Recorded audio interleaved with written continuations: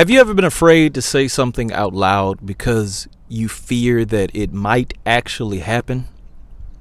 Like, for example, you may say, what if I get sick? Or what if I lose my job? And although you think those things, you never say them out loud because you've been told that what you say can become a reality. The reason why I bring this up is someone commented on one of my videos and they asked the question, if I talk about death, would I actually die? And while that might be an unusual question that someone may ask, it brings me to a deeper level of what they're really getting at, which is fear. And more importantly, it's something that Christians may quietly struggle with in this regards. And that's this. Could you potentially and accidentally be cursing yourself with the words that you speak? And the reason why I believe that a lot of people are struggling with it is because some people see this words that you use become a reality thing almost as if it's some type of voodoo or some type of manifestation, that if you say the thing enough and if you just put it out there in the atmosphere, then it will manifest itself because of your words. And I think more importantly, as a Christian, we need to explore, is that biblical? Is that truly biblical? And the reason why people come with this, and the reason why the person commented that on my channel, is I did a short talking about death and life being in the power of the tongue, and it's coming from Proverbs chapter 18. And I think people misunderstand that verse about death and life. So what I want to do is I want to talk about that, right? I want to talk about that because I believe that is a real fear that many people have with accidentally feeling like they're cursing themselves because they're saying things and they're putting things into existence, right? Like we talked about, what if I get sick? A lot of people, you may be one of those people, when you are sick, you don't say it because you don't want it to get worse. You don't want it to really manifest to be what it is. Maybe you don't want to accept the fact that it is what it is, so you just don't say it. You don't talk about it, almost as if it's like a jinx, right? Oh, I don't want to jinx it and say that I might lose my job, so I'm not going to say I might lose my job, right? Even that, the jinxing piece, is that biblical? Is that truly a belief? Or is that something that is emotionally rooted in fear? You know, like as a Christian, I don't think that it is in our nature to believe in those things.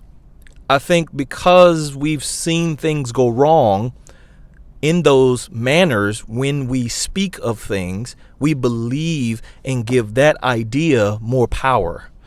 Oh, it's almost if it's like saying it looks like it's going to rain and you may not want it to rain. So you feel in order to keep it from raining, you don't say it looks like it's going to rain. And you don't acknowledge that the clouds are cloudy and that there's a possibility that it could rain. So you feel that if you don't put your energy towards it, then you won't jinx it, and then it actually rains.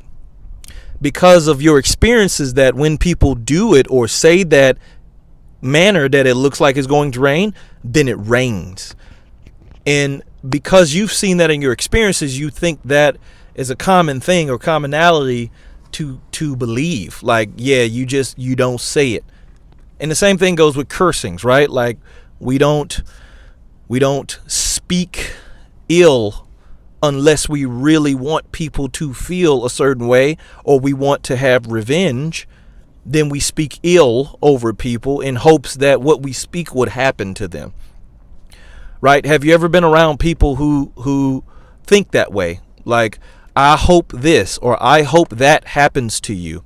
And if I say it and put it in the atmosphere enough, then it will happen to you, or something that is in comparison to that will happen to you.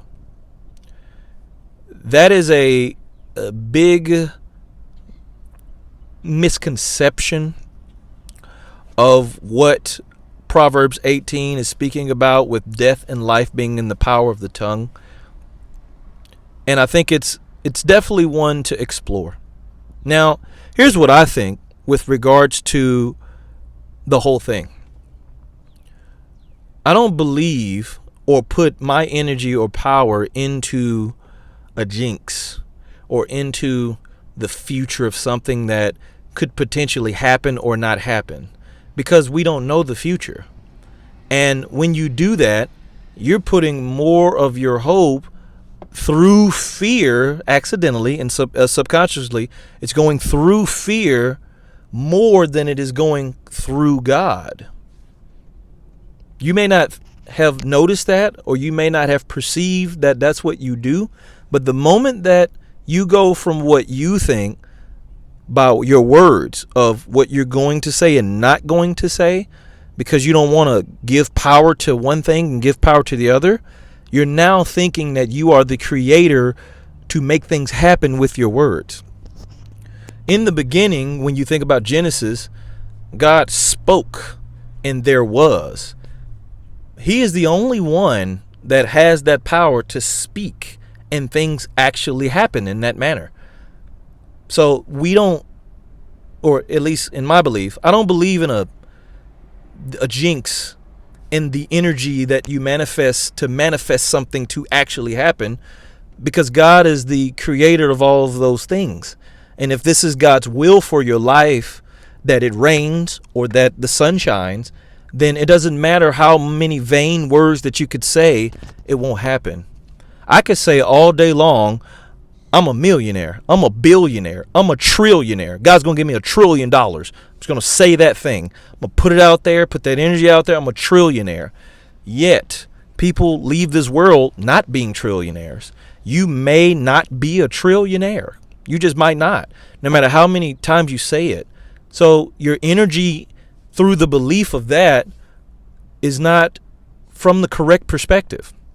You're pulling more of your faith away in God, and more of the faith you're placing it in the idea of positive reinforcement and manifestation. And that is not a good understanding to have. I believe that when you look at Proverbs chapter 18, I believe it's verses 24 when it talks about that. Those who love it will eat its fruits, right? That's talking about being mindful of what you say. Not so much in the sense that the power in what you say can actually happen or manifest, but being mindful of what you say and how it affects you and how it affects other people. Yes, if you keep speaking curses over people and death, or you're speaking against people, that's what that death is, right? Then it will affect people. Not saying that the things physically will manifest themselves into reality of what you said, but it will affect people. It's no different than YouTube here or social media when people spread hate, right? It's not that what they said will actually happen to you, but what they said can affect you mentally, spiritually, emotionally, right? I would say physically, depending on what type of person you are, but it can affect.